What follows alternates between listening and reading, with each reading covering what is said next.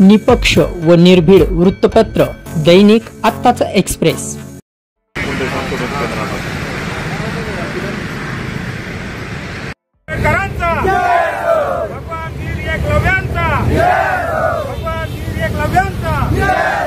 छत्रपती शिवाजी महाराजांचा आमच्या मागण्या होत कशी नाही। अधिकाऱ्याचं करायचं काय? अधिकाऱ्याचं करायचं काय?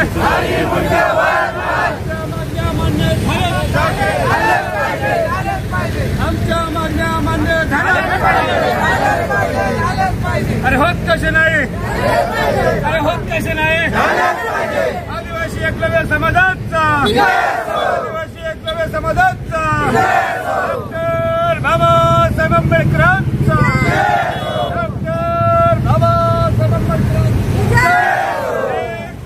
आदिवासी समाजाचा आदिवासी समाजाचा।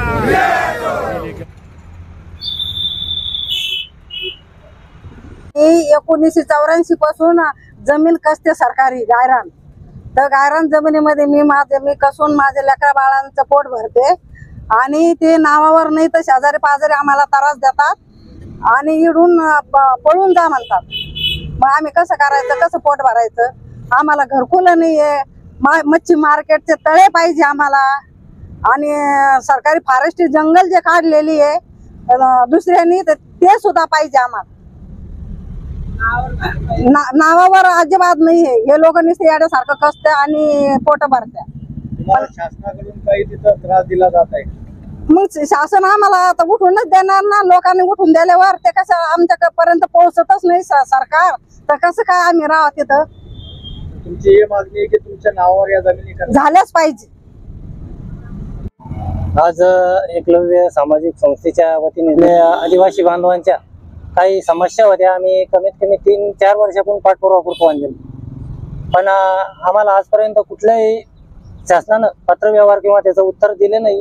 त्यामुळे आम्ही आजच्या दिवशी बेमुदत उपोषणाला इथं बसलो आहे। समाजाच्या काही अडचणी असून आम्ही त्या साहेबासमोर मांडल्या आहेत, पण साहेबांना आता आम्ही जाऊन मॅडमला भेटलो, त्यांनी आम्हाला सांगितलं की आम्ही यांच्यावर काहीतरी तोडगा काढू आणि तुम्हाला लेखी स्वरूपात पत्र देऊ।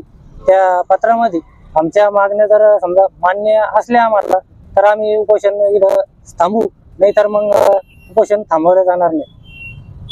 आपलं नाव सांगा। माझं नाव शेखनाथ त्रिंबक मोरे, एकलव्य सामाजिक संस्था संस्थापक अध्यक्ष।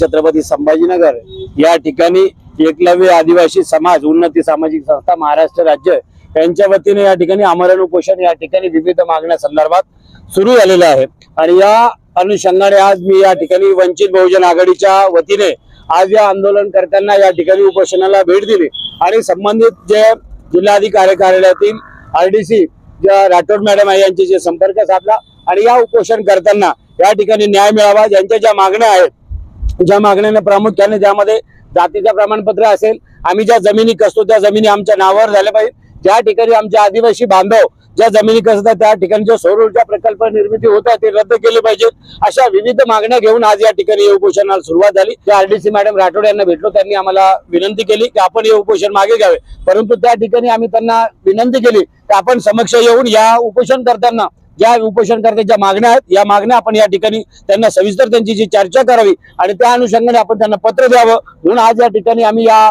आदिवासी बांधवांनी जो उपोषण या ठिकाणी लावलेला आहे याला संपूर्ण वंचित बहुजन आघाडी औरंगाबाद पश्चिमच्या वतीने आम्ही या ठिकाणी पाठिंबा देत आहोत आणि यांना ज्यापर्यंत न्याय मिळत नाही तोपर्यंत यांना आमचा पाठिंबा या ठिकाणी राहील। या अगोदरही आदिवासींच्या विविध प्रश्नावर वंचित बहुजन आघाडीचे नेते आदरणीय बाळासाहेब आंबेडकर साहेब यांनी संपूर्ण महाराष्ट्रामध्ये आदिवासींचे प्रश्न सुटावेत, आदिवासींना न्याय मिळावा ही भूमिका घेऊन महाराष्ट्रभर असे आदिवासींची आंदोलन केलेली आहेत आणि यापुढेही अशी आंदोलन या ठिकाणी चालू राहतील। गायरान जमिनीची सांगता मुख्यतः कुठल्या गायरान जमिनी आहेत, कुठला प्रश्न आहे? हा गायरान म्हणजे संपूर्ण जिल्ह्यामधला प्रश्न आहे।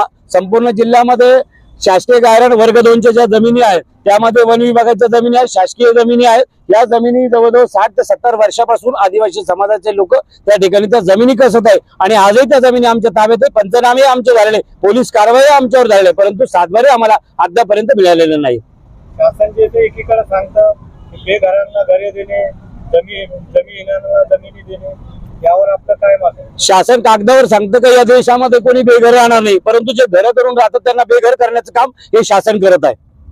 या माध्यमातून तुम्ही शासनास काय आवाहन करणार? शासनाला एवढंच आव्हान आहे आमचं की जे गोरगरीब आदिवासी समाज या ठिकाणी उपोषणाला बसलेले आहे, त्यांना तात्काळ न्याय द्यावा, त्यांच्या ज्या मागण्या तात्काळ त्या मान्य करण्यात याव्या.